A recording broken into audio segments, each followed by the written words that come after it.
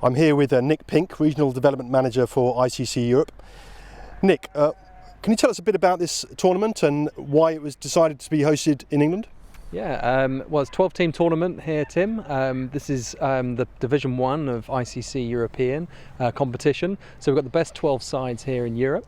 The idea of bringing it to England was actually to expose a lot of our national teams competing at the very sort of top of European cricket to quality cricket facilities like the ones here at Preston Nomads that you can see behind me, Horsham, Blackstone, and then with the finals day at the county ground at Hove. So it was an opportunity really, I guess, for us to maximise high quality facilities and also, I guess, bring people back to England and to experience that kind of cricket familiarity. I mean, a lot of our countries are operating, as many people will know, in non-traditional cricketing markets. To bring people to a cricketing market and give them that exposure, we thought was something worth doing this summer. And how does this fit into the qualification for the T20 World Cup? So the top two teams that finish in this tournament will run through to the Global World T20 qualifier, which is taking place in Dubai, UAE in November, towards the end of November. And they'll be joined by 14 other teams at that competition. And that will include the regional qualifiers from the other 4 regions globally, as well as the associate program, the high performance countries that sit within the very top there.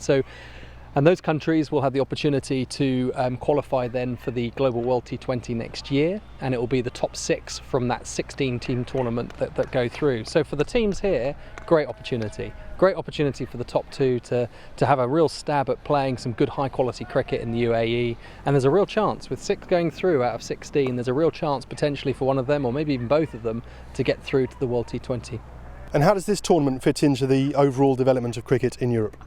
It's a really good question. I mean, for a lot of the sides competing here, I guess the primary objective for them is about growth and development, getting as many people playing cricket in those non-traditional markets that I'm talking about.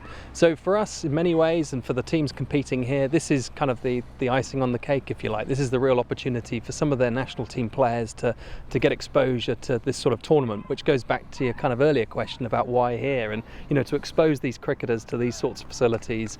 It doesn't get too much better than that.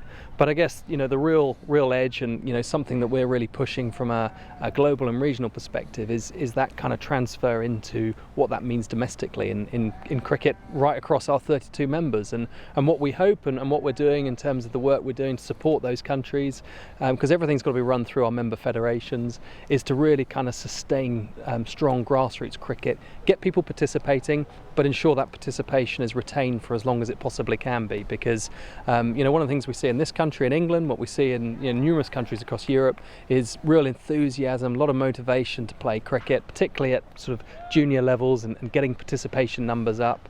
But the retention of those and getting them involved in systems and locking them into structures of cricket is something that we're working very hard on. So this tournament's crucial to all of that. It helps us to raise our media and profile, doing this sort of thing, getting exposure as wide as we possibly can, live streaming the finals day.